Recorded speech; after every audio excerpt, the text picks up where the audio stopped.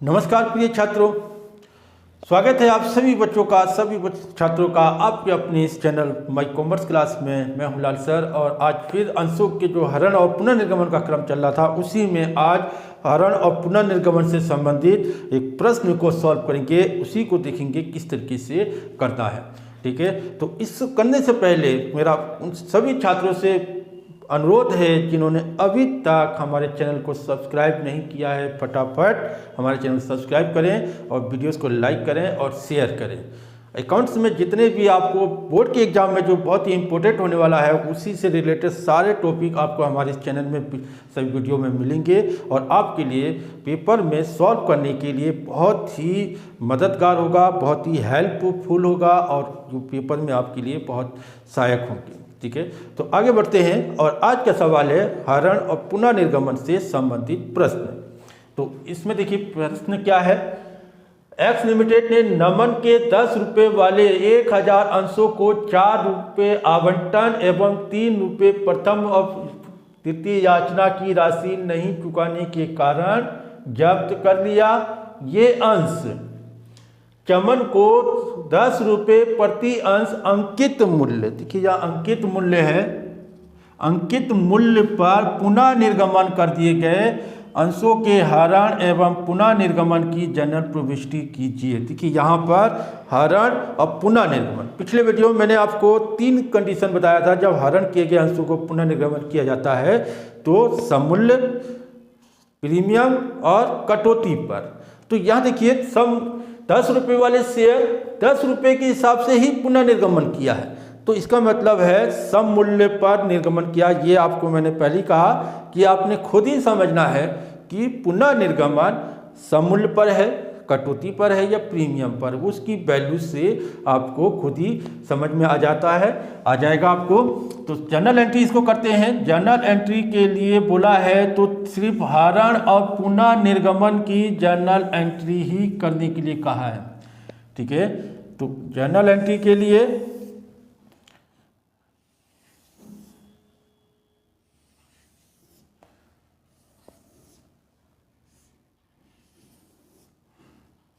देखिए सबसे पहले जर्नल एंट्री जो हरण के करेंगे तो हरण कितना, देखिए 10 रुपये वाले 1000 अंशों को सिर्फ 4 आवंटन, देखिए 3 बार में होगा इसका application, allotment, first and second call.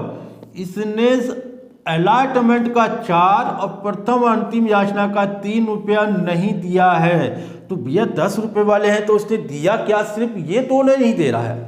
क्या नहीं दे रहा? अलॉटमेंट नहीं दे रहा, पर फर्स्ट एंड सेकंड कॉल नहीं दे रहा, 4 रुपये ये नहीं दिया, 3 रुपये ये नहीं दिया। इसका मतलब क्या है कि वो उसने सिर्फ आवेदन राशि यानी एप्लीकेशन की राशि ही चुकाया होगा।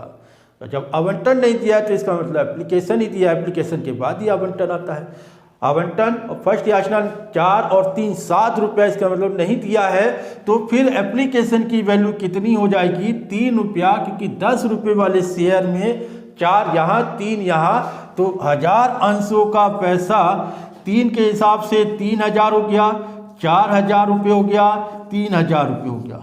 ये पैसा नहीं दे रहा है तो फिर सिर्फ एप्लीकेशन का पैसा 3000 रुपये चुकाया है, अगली किस्त नहीं दिया, अलॉटमेंट और प्रथम याचना। तो फिर जब्त किया होगा 3000 अंशों को हम क्या दिखाएंगे? जब्तीकरण में दिखाएंगे, यानी कंपनी ने 3000 अंशों को भी जब्त कर लिया प्लस उसके द्वारा जमा पैसा भी जब्त। यही है हरण। मैंने आपको पहले कहा है जो पैसा कंपनी के पास आ जाता है वो कंपनी हरण करेगी, प्लस उसके जो संपत्ति है, जो संपत्ति उसको दिया गया था वो भी कंपनी जब्त कर लेगी। यहाँ क्या है, अंश जो 1000 दिए गए थे वो भी ले लिए, 3000 भी ले लिए। अब कंपनी के यहाँ पर एंट्री, हमारी जो पहली एंट्री होगी शेयर कैपिटल अकाउंट डेबिट, भाई 1000 अंशों का 10 के हिसाब से तो 10,000 रुपये इस व्यक्ति से लेना था। किससे लेना था? नमन से, क्योंकि उससे 10,000 रुपये 3 किस्तों में वसूल किया जाना था। 3 किस्तों में एप्लीकेशन 3000, 4000 यहाँ, 3000 यहाँ, लेकिन उसने सिर्फ अगली दोनों तो नहीं दिया, सिर्फ पहला ही दिया, तो उसी को यहाँ पर जब्तीकरण हो जाएगा टू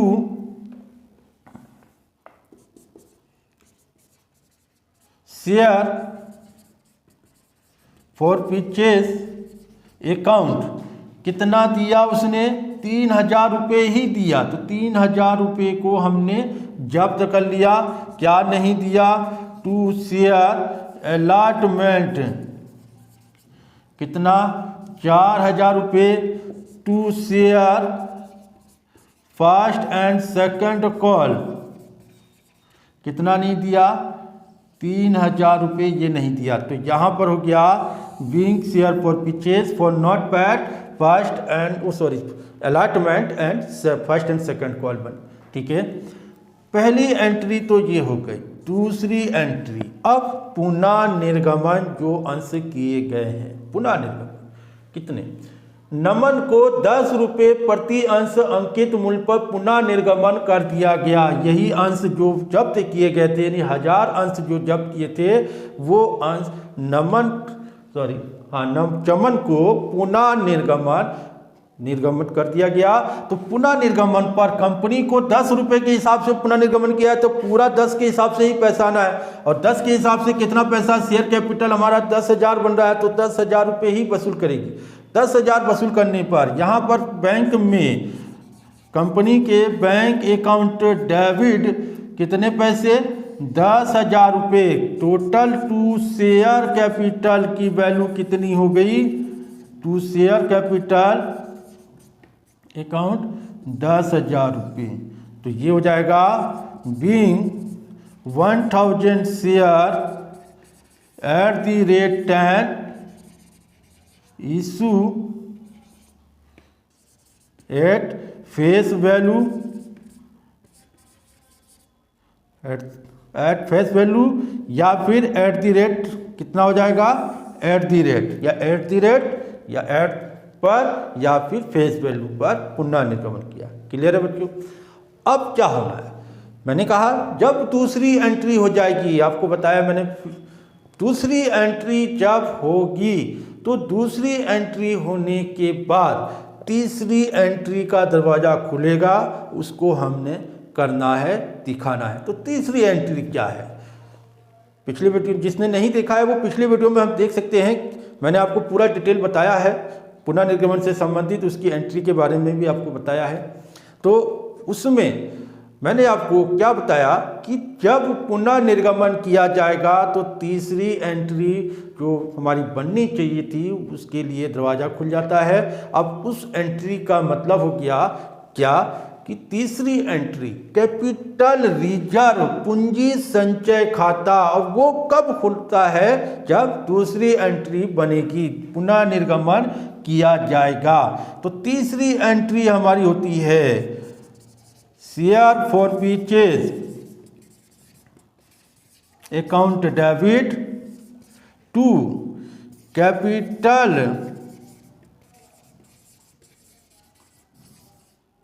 रिजर्व अकाउंट। कैपिटल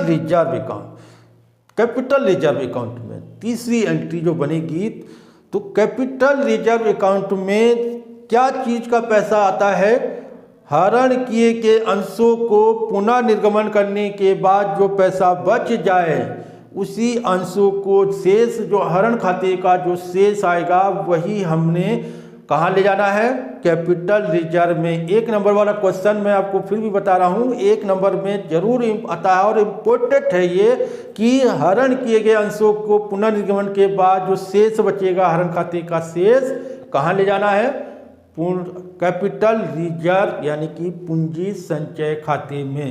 तो यहाँ देखिए 3,000, अगर हरण खाता पूछता, मान लीजिए हरण खाता भी बना लीजिए, यहाँ पर हरण खाता बनाए, अगर हरण खाता बनाने के लिए बोलता है तो फिर फॉर परचेज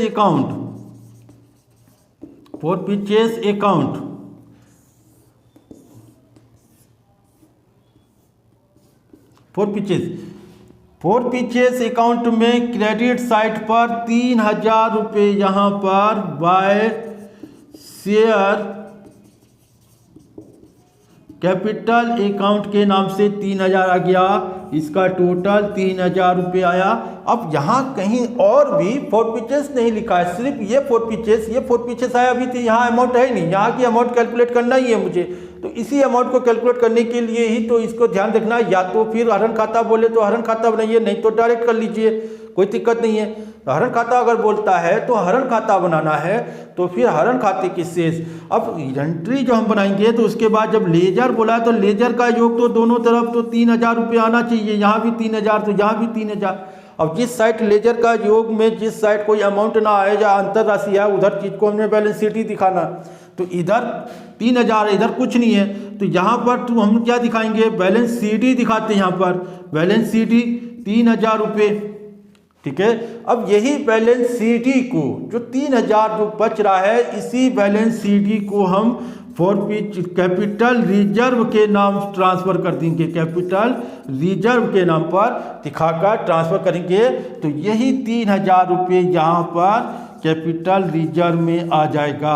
अगर ये चीज़ नहीं बनाना, इसको हटा देते हैं, तो हमने क्या देखना है कि यहाँ पर कैपिटल वो जो फोरपीचेस है 3,000 रुपये दिया हुआ। पुनः निर्गमन पर कोई नुकसान नहीं, पुनः निर्गमन पर अगर नुकसान होता, फोरपीचेस पे हानि होती, तो उस हानि को इस फोरपीचेस वाली राशि से घटा देंगे। फिर जो बचेगा वही कैपिटल रिजर्व में यहाँ पर दिखाया जाएगा थर्ड एंट्री में। और अगर यहाँ पर कुछ नहीं है, सम मूल्य पर और प्रीमियम पर मैंने कहा था कि सम मूल्य और प्रीमियम पर अगर पुनः निर्गमन करता है तो फिर कोई नुकसान की राशि नहीं आएगी यहाँ पर। तो यहाँ से जो फोरपीचेस राशि होगी वही राशि यहाँ ट्रांसफर कर दी जाएगी, पूरी राशि। लेकिन सिवाय ध्यान रखना है, वह शर्ते सिर्फ इतना कि पुनः निर्गमन जो अंश किए गए हैं, पुनः निर्गमन अंश भी उतने ही होने चाहिए जितने अंशों का हरण किया गया है। यानी इससे कहा जाएगा, अगर पुनः निर्गमन अंश की जो वैल्यू है, अंश है, वो हरण किए गए अंशों से, यहाँ जो अंश है वो 1000 अंश का 3 के हिसाब से कितने अंश हरण किए हैं, 1000 अंश। पुनः निर्गमन कितने अंशों को किया जा रहा है, 1000 अंश। 1000 अंशों का हरण किया, 1000 अंश पुनः निर्गमन कर रहा है, तब तो पूरा इन दोनों के बीच में अंतर करेंगे। और अगर यहाँ पर कुछ अंश रोक कर कुछ अंशों का पुनः निर्गमन करे, उसे कहते हैं आंशिक पुनः निर्गमन। ये चीज़ भी मैं आपको बाद में बताऊंगा, पहले सिंपली समझ लेते हैं, एक एक कंडीशन, एक एक बात तरीके से स्टेप बाय हम चलेंगे। पहले तो सिंपली जो सम मूल्य वाले जो शेयर हैं, इसी का हम तीनों विधि मैंने आपको बताना है। फिर सम मूल्य का, प्रीमियम पार कटौती, ये तीनों विधि बताऊंगा। उसके बाद आंशिक पुनर्निर्गमन का भी समझाऊंगा। तो यहाँ पुनः निर्गमन अंश और जब्त अंश की संख्या अगर समान है तो सीधे सीधे यहाँ से यहाँ की वैल्यू अगर हरण पर पुनः निर्गमन पर अगर नुकसान हुआ है तो उस नुकसान को इसमें से घटा देंगे, जो बचेगा वो यहाँ आएगा। ध्यान रखेंगे, इसकी पुनः निर्गमन अंश और जब्त अंश की संख्या समान हो तभी हम अंतर करेंगे।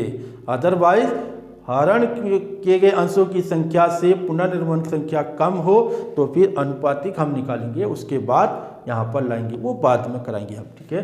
तो आज के लिए इतना ही है। देखिए, समझ लीजिए, पुनः निर्गमन अंश जो किए गए हैं, जितने अंशों की वैल्यू 10 रुपये है तो उसी 10 रुपये से पुनः निर्गमन किया है, इसीलिए इसे कहा गया सम मूल्य पर। यानी जितनी की वैल्यू है उतनी वैल्यू से पुनः निर्गमन होना सम मूल्य कहलाता है। और सम मूल्य पर जितना फोरपीचेस राशि यहाँ होगी उतनी ही राशि यहाँ पर पुनः निर्गमन करने पर कैपिटल रिजर्व में दिखाया जाएगा। तो यहाँ हो जाएगा being balance of forfeited shares account transfer to capital reserve account, ठीक है, और कैपिटल रिजर्व अकाउंट में। और यही अगर बैलेंस शीट में अगर ले जाना होता तो बैलेंस शीट में इस राशि को फोरपीचेस जो कैपिटल रिजर्व की अकाउंट को बैलेंस शीट के लायबिलिटी में शेयर कैपिटल के बाद दूसरा ऑप्शन आता है रिजर्व एंड सरप्लस के अंतर्गत। रिजर्व एंड सरप्लस के अंतर्गत इस 3,000 को हमने दिखाना होता है बैलेंस शीट की लायबिलिटी में, ठीक है। कहाँ दिखाएंगे, बैलेंस शीट के अगर बात करें बैलेंस शीट में पूछे तो बैलेंस शीट में हम लायबिलिटी साइड पर कहाँ पहला पॉइंट तो शेयर होल्डर फंड के अंतर्गत पहला पॉइंट आता है share holder fund. Share holder fund में इसमें पहला पॉइंट शेयर कैपिटल होता है, फिर दूसरा पॉइंट होता है reserve and surplus. Reserve and surplus के अंतर्गत, इसी रिजर्व एंड सरप्लस के अंतर्गत इस कैपिटल रिजर्व की राशि को दिखाया जाएगा। यह भी एक नंबर क्वेश्चन है, याद रखेंगे कि पूंजी संचय खाते को बैलेंस शीट में कहाँ दिखाया जाता है? बैलेंस शीट पर रिजर्व एंड सरप्लस यानी लायबिलिटी साइड पर रिजर्व एंड सरप्लस खाते के अंतर्गत कैपिटल रिजर्व को दर्शाया जाता है, शो किया जाता है। तो यहाँ पर देखिए 2 नंबर वाले क्वेश्चन, 1 नंबर हरण किए गए अंशों के पुनर्निर्गमन के बाद कहाँ पैसा ट्रांसफर हो जाता है, शेष अंशों कहाँ ट्रांसफर किया जाता है? कैपिटल रिजर्व पे। ये 1 नंबर का क्वेश्चन हो गया। दूसरा, हरण की जो कैपिटल रिजर्व है पूंजी संचय खाते को बैलेंस शीट में कहाँ दिखाते हैं? बैलेंस शीट में लायबिलिटी साइड पर रिजर्व एंड सरप्लस अकाउंट के अंतर्गत दिखाया जाता है। किसके तहत? रिजर्व एंड सरप्लस के अंतर्गत दिखाया जाता है बैलेंस शीट पर। ठीक है, 2 नंबर का आपको याद रखना है, अंशों के हरण का शेष कैपिटल रिजर्व में और कैपिटल रिजर्व को बैलेंस शीट पे लायबिलिटी के रिजर्व एंड सरप्लस खाते में दिखाएंगे। ठीक है बच्चों, बहुत ही इंपॉर्टेंट है, याद रखेंगे। 1-1 नंबर वाले देखिए बहुत इंपॉर्टेंट होते हैं और 1-1 नंबर वाले क्वेश्चन ही आपको अच्छे नंबर दे जाते हैं टोटल में। और 20% तो आपका 1-1 नंबर वाला क्वेश्चन आना ही आना है, 20% टोटल में से। ठीक है बच्चों, तो ये हो गया आपका अंशों के हरण और पुनः निर्गमन जब सम मूल्य पर किया जाए। तो इतना ही आज के लिए, इतना ही है। अगले वीडियो में फिर मैं इससे अगला प्रीमियम या कटौती के क्वेश्चन को भी समझाऊंगा। तो आज के लिए इतना ही है, अगले वीडियो में फिर मिलेंगे। तब तक के लिए सभी बच्चों को, सभी छात्रों को मेरा प्यार भरा नमस्कार, धन्यवाद, थैंक यू।